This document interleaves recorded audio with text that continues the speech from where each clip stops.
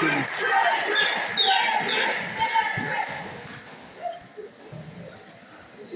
shake the room. Thank you. Before I begin, I want to acknowledge the weight of this moment. Tomorrow marks 1 year since we experienced one of the darkest days in our state's history. 1 year since Melissa and Mark were taken from us. 1 year since John, Yvette, and Hope survived an assassination attempt.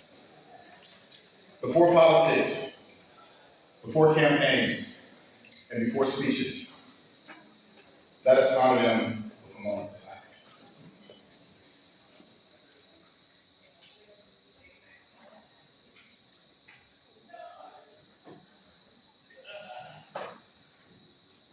Now, I want to tell you my story.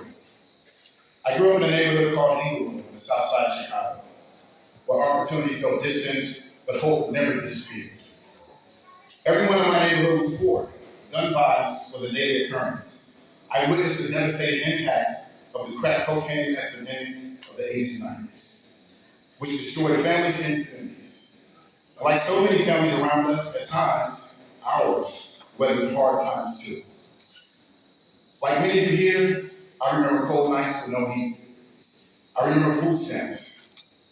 I remember standing in line at church for government cheese. And I remember the dignity in which my mom dealt with all of that. My mother taught me that circumstances may shape our journey, but they do not determine our destiny. Amen.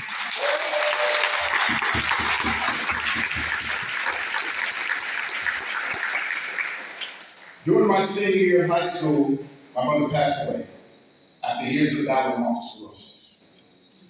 But before she died, she impressed upon me the importance of education. That it would be the key for me to experience a life that was different from the circumstances that surrounded me. Her dream brought me to Minnesota 30 years ago. I moved here to attend college and play football. I became the first person in my family to graduate from college. The first to earn a master's degree. And the first to earn a law degree.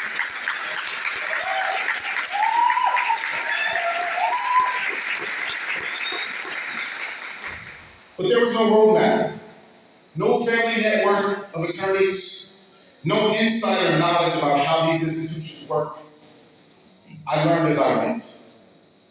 But along the way, people invested in me. And because people opened doors for me, I learned a lesson that has guided every chapter of my life. Opportunity changes lives. Not because it guarantees success, but because it gives people a chance.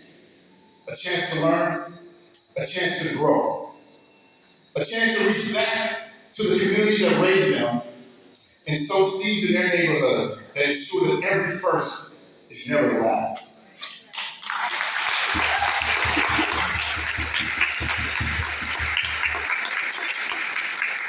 And before I left home, my mother sat me down and gave me advice that's guided me my entire life. She said, Cedric, no matter how far you go, don't ever forget where you came from.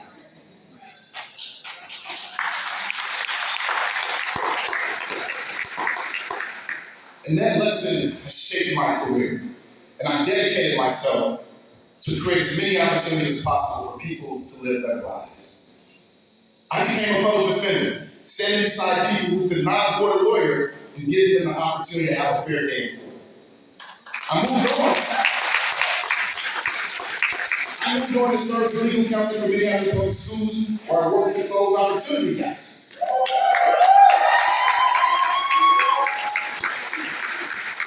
That have allowed too many of our children to fall into the cracks. From there, I joined Education Minnesota. Our state's largest union, where I work with a team of attorneys representing over 84,000 educators around the state.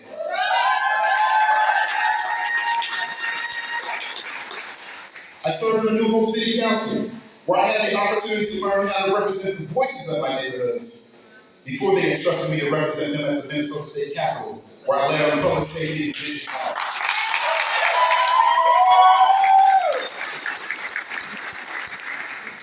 Throughout my career, I have believed that public safety and reform are not competing values.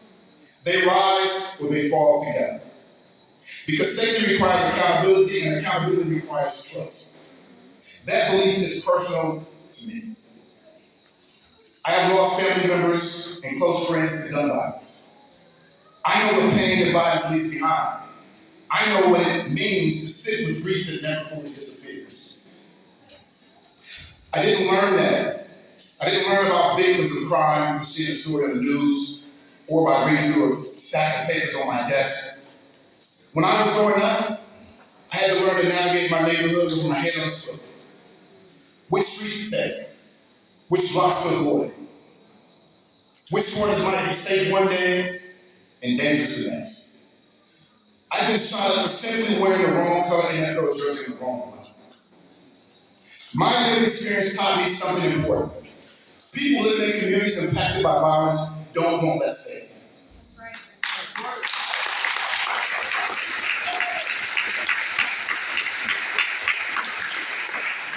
They want more safety. They want safety that works, and I get it, because I've done it. And I will bring the lived experience to this office that no county attorney has ever had.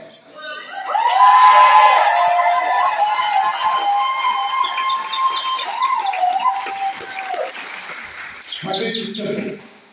No one is above the law, and no one is beneath its protections. My combination of lived experience will allow me to build an office that is responsive and reflective of the needs of everyone in our community. A system that people can trust. A system that keeps communities safe. A system where accountability applies equally to everyone. That's right. A system where if harm is done in the corner of the block, there must be accountability. If harm is done in the corner office, there must be accountability.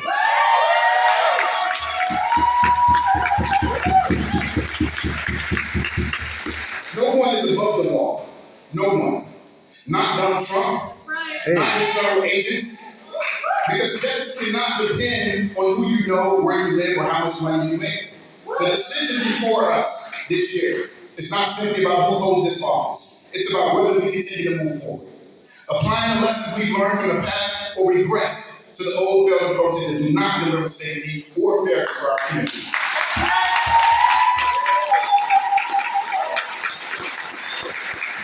And that's why I am done. For the mom who works overtime because her power got set off, and all she wants is for her kids to be able to walk to school safe. For the contractor who's working hard but hasn't got that wage that he deserves because of an employer. Justice must belong to everyone. Amen.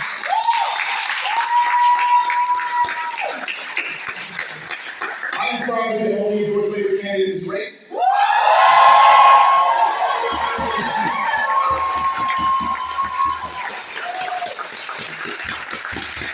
I will fight against authoritarianism, against tyranny, against inequality, and I will prosecute us.